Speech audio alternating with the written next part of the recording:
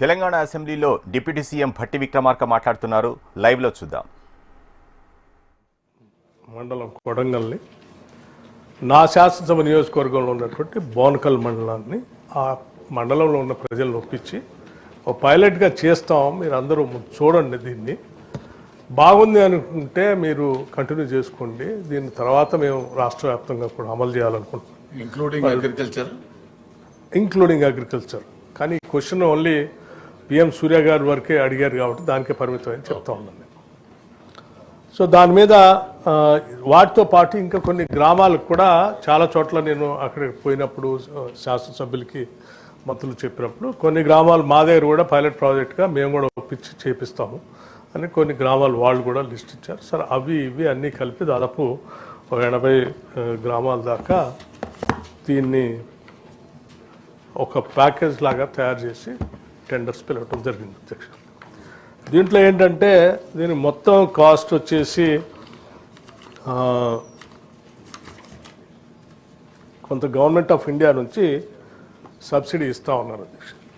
ఆ సబ్సిడీ మిగతా అమౌంట్ రాష్ట్ర ప్రభుత్వం భరిస్తూ ఈ కార్యక్రమాన్ని తీసుకుంటున్నాం. సో ఈ టోటల్ కాస్ట్ వచ్చేసి 519 కోట్లుగా వచ్చింది.